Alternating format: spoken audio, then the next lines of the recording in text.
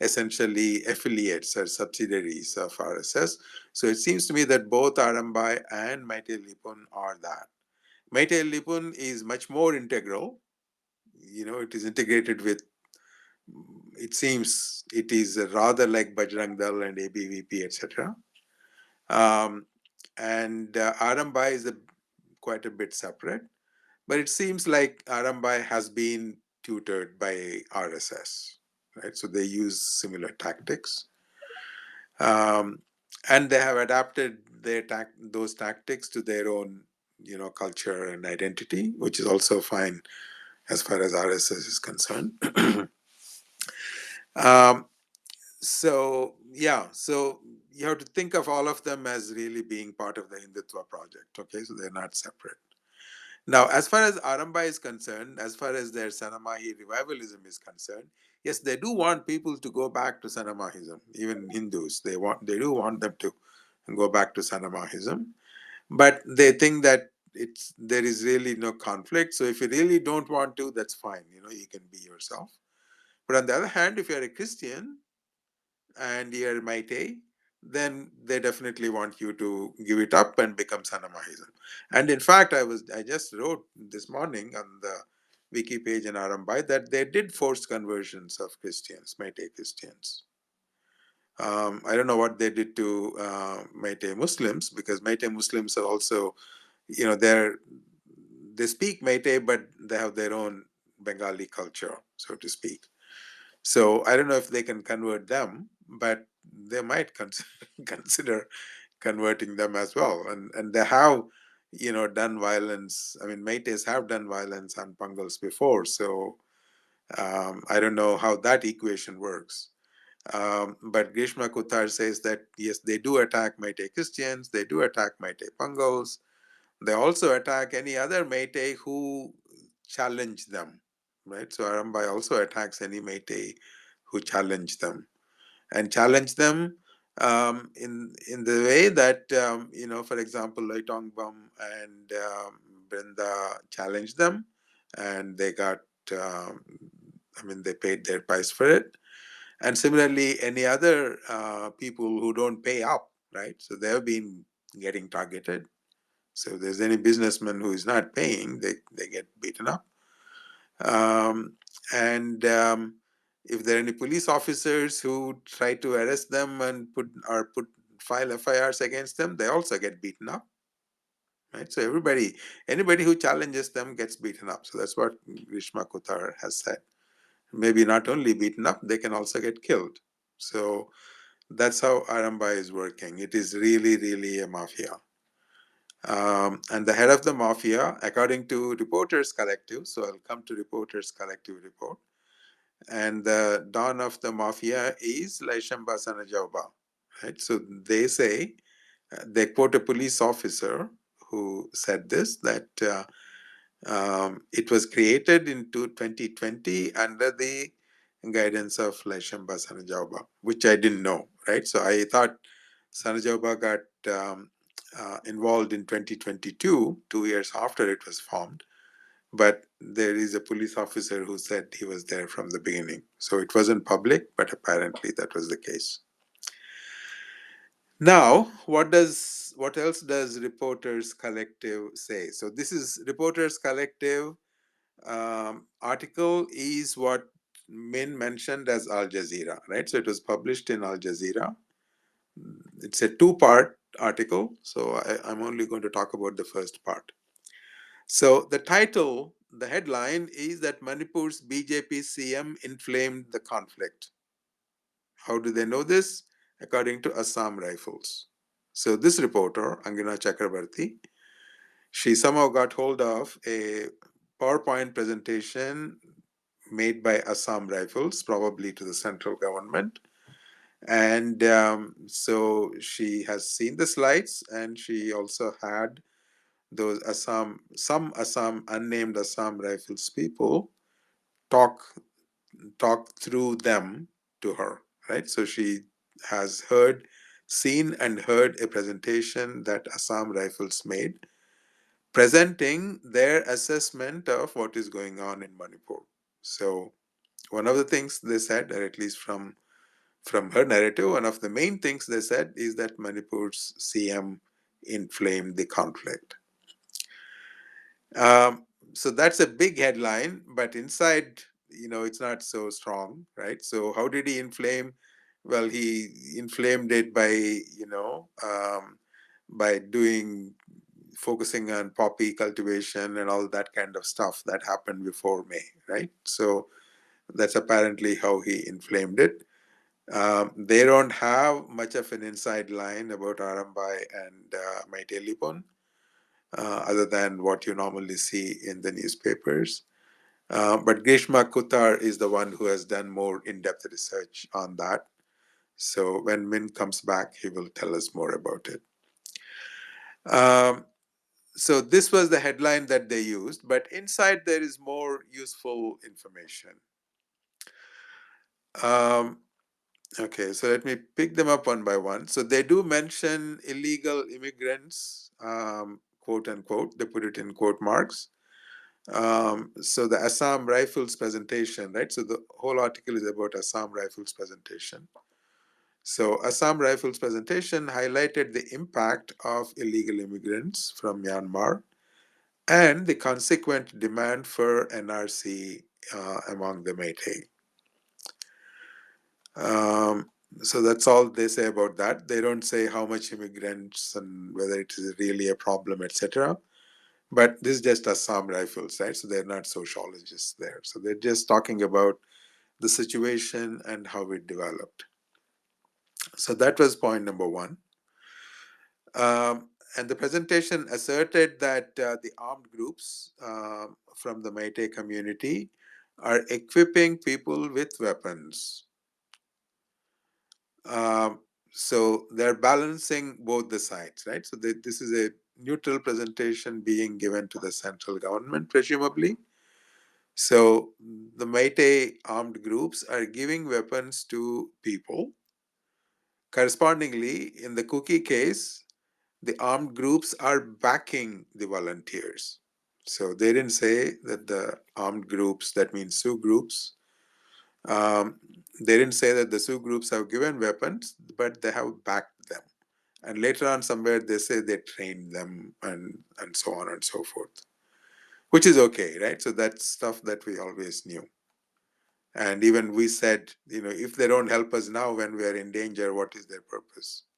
So, they should have done it and they did it, and that's perfectly okay. Point number three, the policies of the chief minister have fed the animosity between the communities. So this may be same as point number one. I'm coming back to it. So Biren Singh's hard stance on war on drugs and the vocal social media dissent. So whatever, stuff he posted on social media, among other things, inflamed the conflict. Point number four, this is probably a very important one. The state forces gave tacit support to the violence, and that led to the dismemberment of the law and order machinery. Right? So this is probably the strongest point in the entire article, that the state forces, the police and the commandos, etc., they have sided with Meiteis. We have to read that. And that essentially destroyed the law and order machinery. Another factor in the conflict, they say, is Meitei revivalism. So let's not worry too much about that.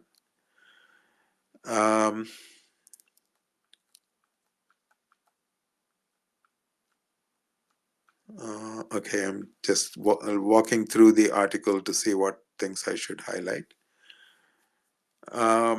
Yeah, so they say Maite Lipun is influenced by the ideology of RSS.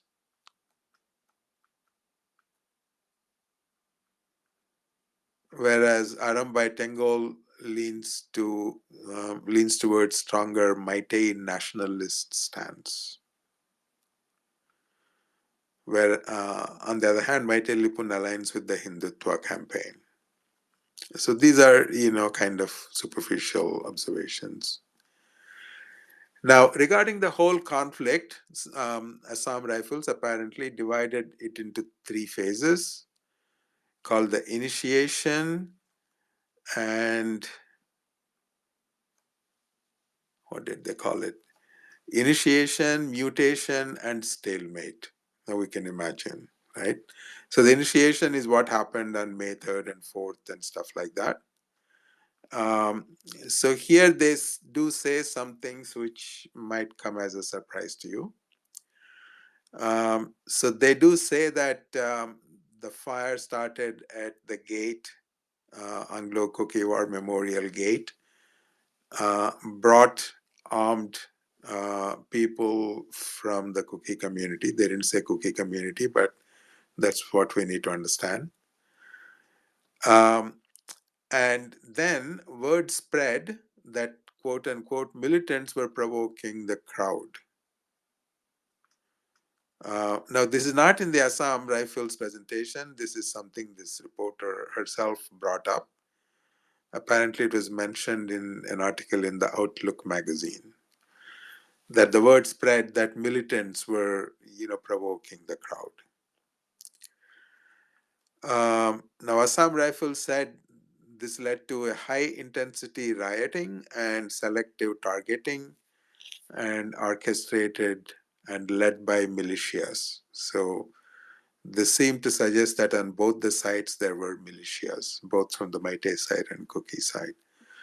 So this is kind of what Nitin Sethi, who is kind of the director of the Reporters Collective, he sent a few tweets. He's not that clever, to tell you the truth, from my point of view.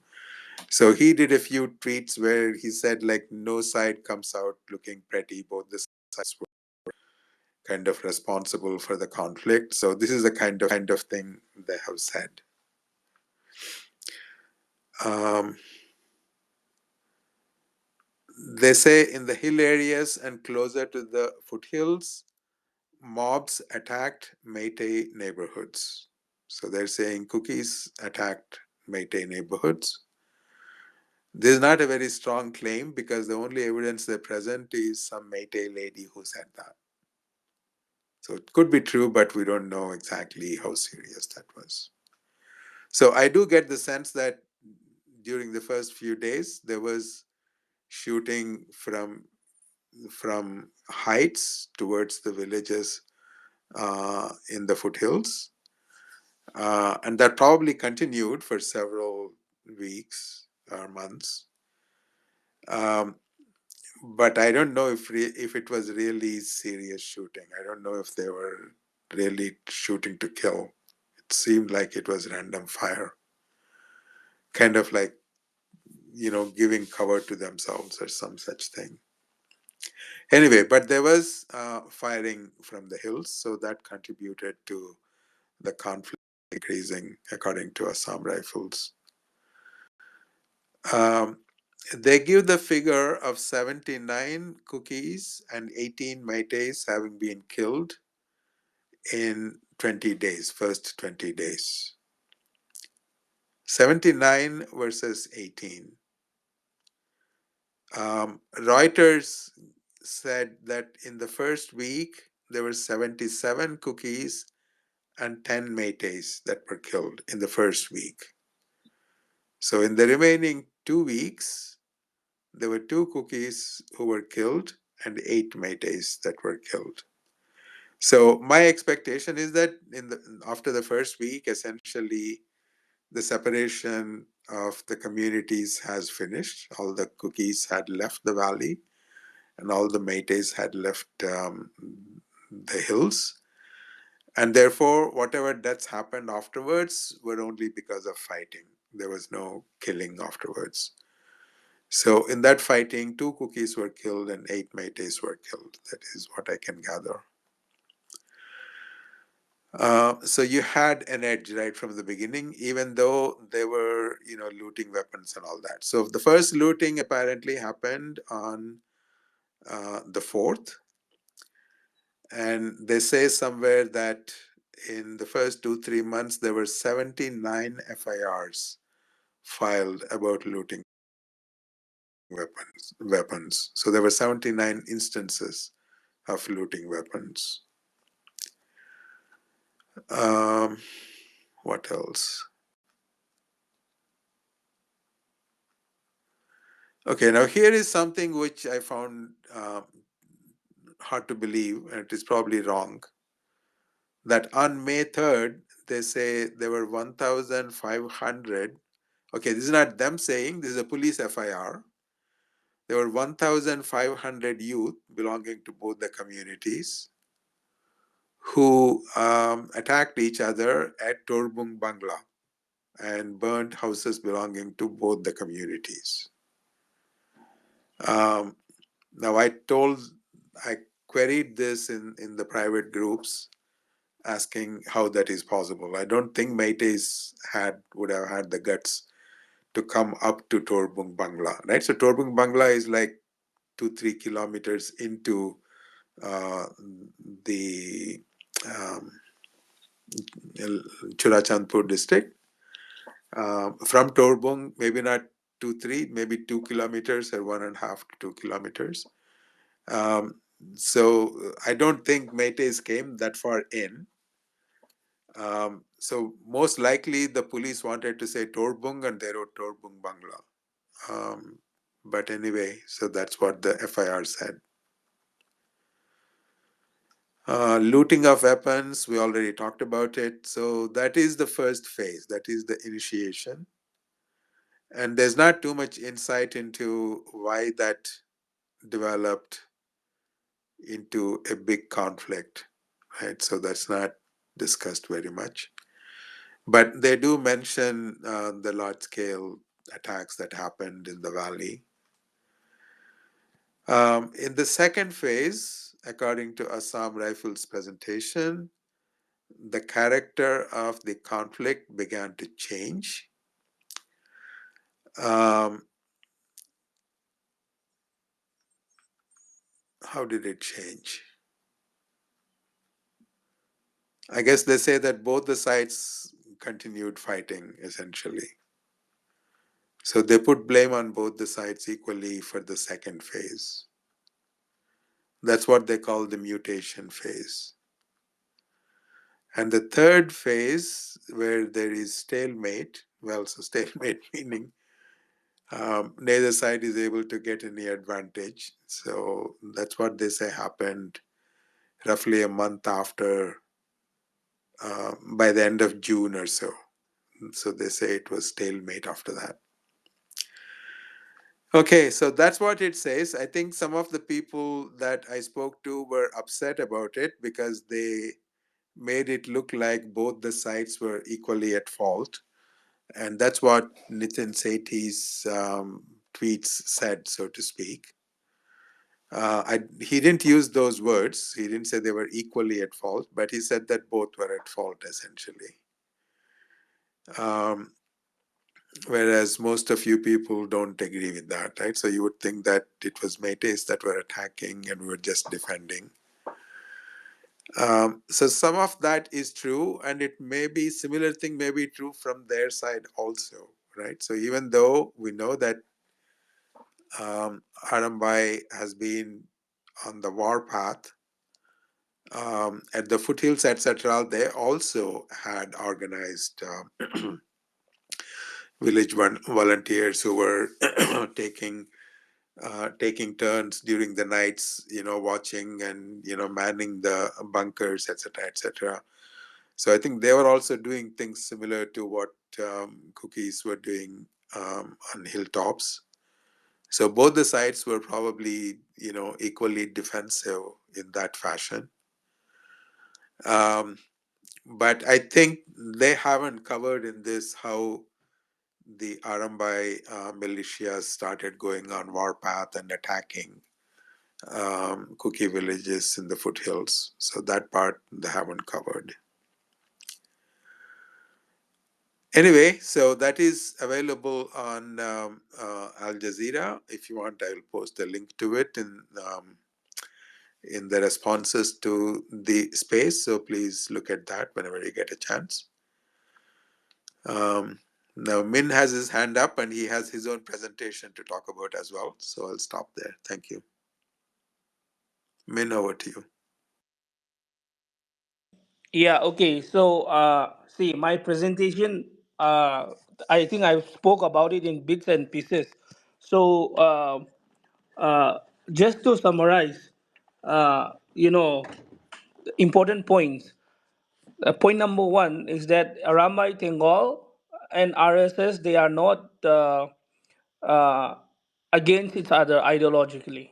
Okay, so let's stop fooling ourselves that Sanamahi, Hindutva, this, that. No, I mean, I think Kotilia has already explained, and it's high time that we accept that they have the support of the bigger Hindutva agenda that is currently gripping the country, taking over the country. So that is number one.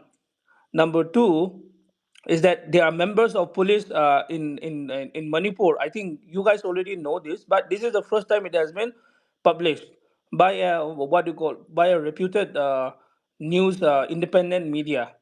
Members of the police themselves have taken oath as member as Arambais. So there are Arambai members within the police force itself. Number three, Arambais are, like basically looting and extorting freely in Imphal, and nobody can stop them because if the police wants to take action against them, first of all, they have their own members, police force who are members of Arambai that they have to tackle, and secondly, the political support that Arambais have, so that nobody can touch them. Basically, you know what? They can actually go and kill someone or rape someone in Imphal, and nobody will be there to investigate them or even arrest them. Nobody is that powerful. Nobody is powerful enough to even go against them in Imphal right now. Uh, whether that was point three or two, I forgot. Okay, let's say it's point three. Yeah. So point number four is that in Manipur, our legislators, especially in the hills, the Kuki legislators like the MLS and ministers, they have been instructed by the BJP to maintain silence.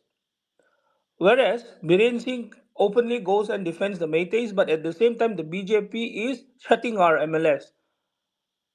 You guys already know there's only one MLA from our community who has refused to comply with that order and has been consistently voicing what you call speaking out against the atrocities. You guys, I don't even have to mention his name. So there is an order from the BJP that has instructed our legislators, our ministers, our MLS, not to say anything or not to do anything. And many of them are complying with that order, obeying that order, like dogs, like obedient dogs. They are doing that. So that is point number four. Now, point number five.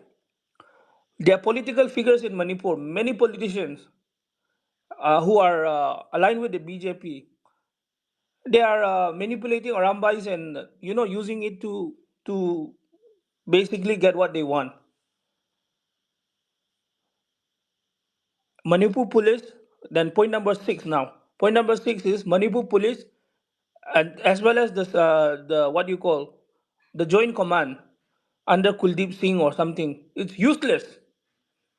It's useless because it was the same joint command who vacated Kangla when instructed by Arambais. Okay, don't think that these people are so powerful that they control Arambais or they can do this. No, they are useless. They were the same people, who tried putting up a show. Yeah, this SP has to be posted in Kangla East West, get Kangla West, Kangla North, Kangla South. All nonsense kind of notification came out, and some of you guys would have been so happy. Wow, Manipur police is actually doing something, or the joint command is doing. No, just drama. Within few hours, MHA officials flew down from Delhi and they literally, I think they bowed down and licked the feet of this Tyson, yeah, this guy, the fat guy. Maybe that is how they behave, yeah. And then the forces and all the central forces or even the state forces from Kangla was withdrawn. Biren was himself absent in that during that oath taking ceremony. But there was just a deception, yeah. When the final statement came out, Biren's signature was already there, even though he wasn't there in Kangla. So those are the kinds of uh, things that are taking place in Imphal right now. Even though we would like to believe that things are gonna get better for us, things are gonna get good for us. I'm telling you, the worst is yet to come. The worst is yet to come. And if we continue fooling ourselves with these false hopes and false promises with Modi ka Parivar and all these people, I'm telling you, I mean, even the same Modi ka Parivar, but they will the first people who lose their heads here. So that is a reality right now. We don't have to expect people from Mizoram to come and fight for us. We don't have to expect people from Nagaland or people from Burma or anybody else. We are enough. We are more than capable. We are more than enough. Arambais are driven by sentiments. Yeah, these people, they will ride on sentiments and they get high and then that's it. The effect will wear down very easily. Whereas we are not. So in terms of ideology, we have that leverage. But in terms of leadership, we are zero. Politically, we are so illiterate. We don't know what is the right thing to do and what is the wrong thing to do. We don't know. We cannot differentiate. And we dance. Whenever the Meiteis play songs for us, we dance. We'll never admit it openly that no, we are playing, we are listening or dancing to Meitei tunes. No, we'll not never admit it openly, but we are. Obviously, we are. Our leaders are.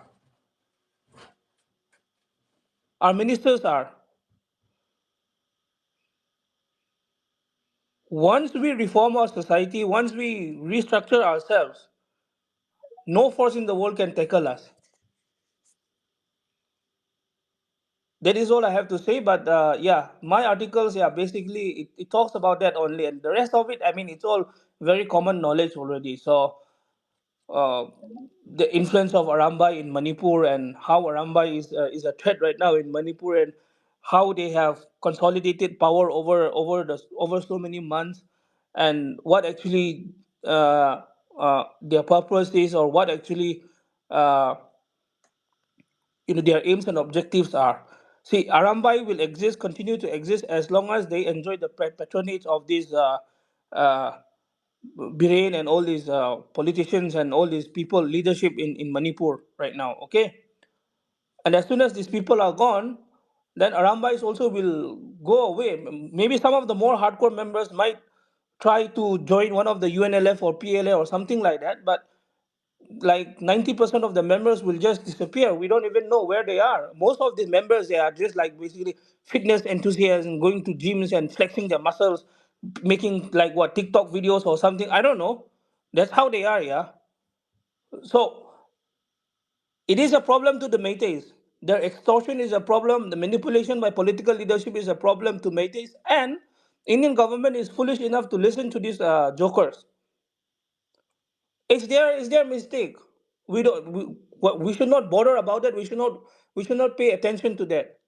Our What we should be focusing on is reforming our leadership and restructuring ourselves so that we can have more leverage. That is it. I mean, there are areas which are already under our control, which are already clearly defined. We'll just have to continue holding on to that, you know, ensuring that we do whatever we can to prevent, to prevent uh, these meta manipulations from being implemented in a large scale. That is it. I mean, right now it's already. I mean, at least 50% of our leadership is already being manipulated by Metis. They don't have to talk directly. They don't have to send SMS directly or WhatsApp directly. Still, the narrative is set by them. We fall for it, and we always fall for it. We have for the past what since 1940s 50s we've been falling for that, and we still, some of us, were woken up.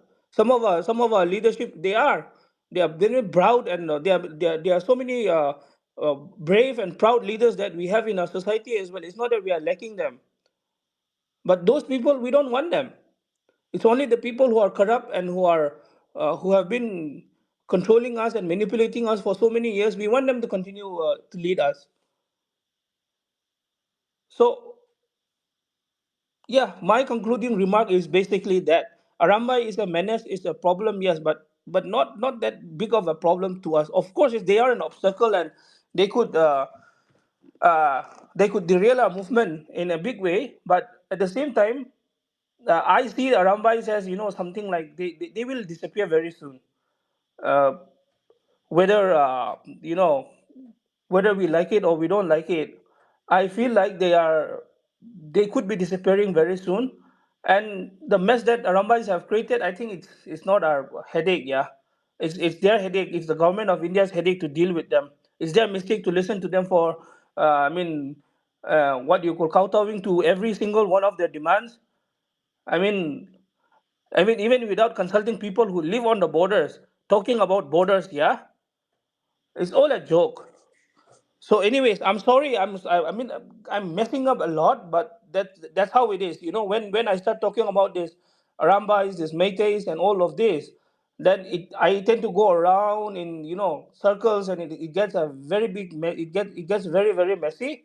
But the bottom line is, I want to talk about our society. I don't want to talk about other societies anymore. For the past 10, 11 months, we have we really spoke too much about other people, and we have been condemning them. We have been crying about the atrocities, but we never cried about our lack of leadership. We never cried about our need for change in our society.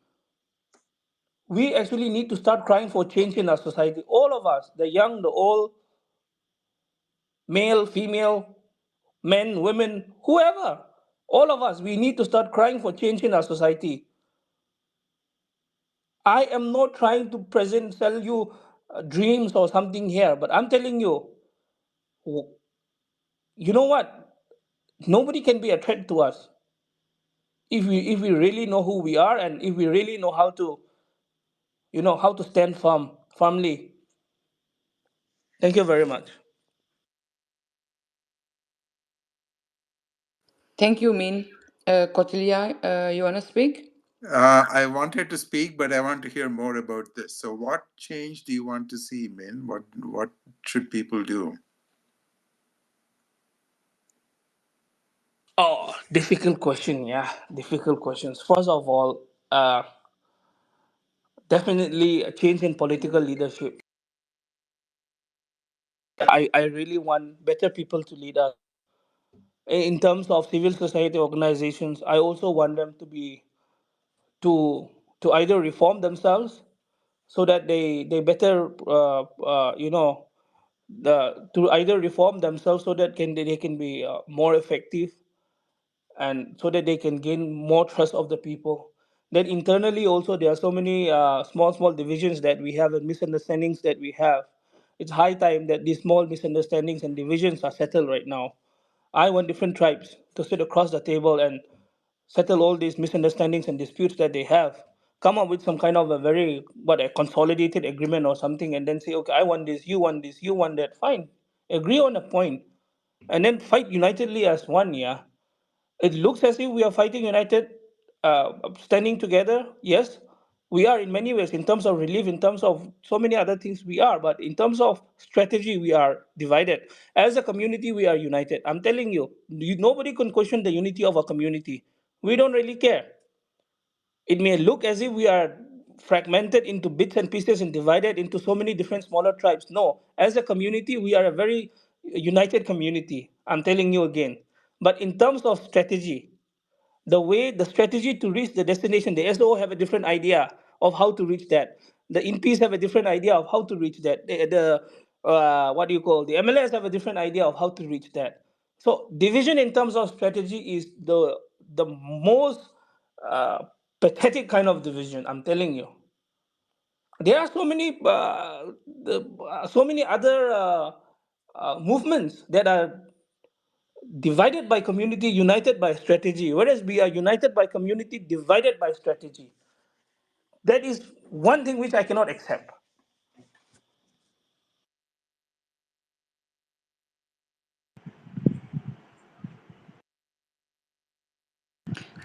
Cordelia, do you have more questions to me, or can we pass on the mic to Esther and Essen thing? Yeah, let's go to Aster. Let's go to Aster.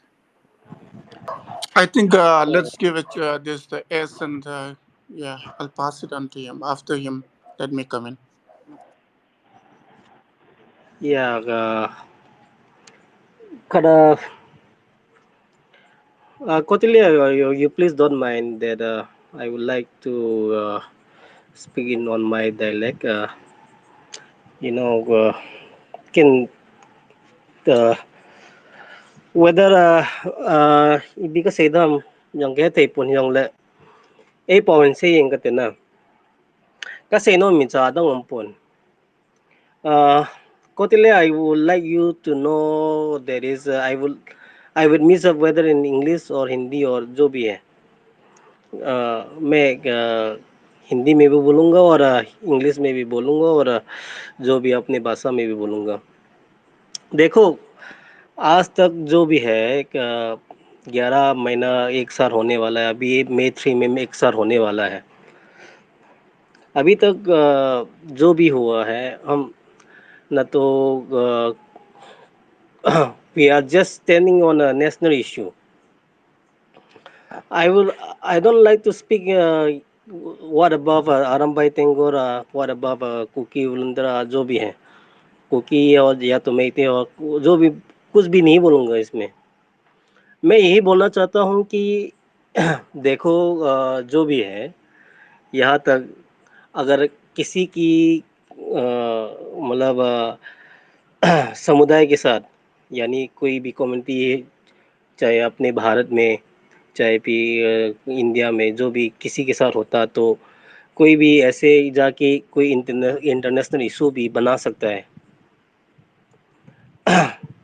आज देखो क्योंकि अभी तक silent है, we are still silent. हम अभी तक इतना बस यहाँ तक हम लेके आ रहे हैं नेशनल इशू में। हम कोई न तो किसी की न तो चाइना के पास जा रहा है, न तो पाकिस्तान के पास जा रहा है, न तो कोई के पास जा रहा है कि कोई मदद मांगने के लिए हमारे साथ ऐसे जा रहा है। न तो हम गया था, हाँ यूनाइटेड नेशन तक तो गया था, यूनाइटेड नेशन तक गया था, हमारा कोई नहीं सुना।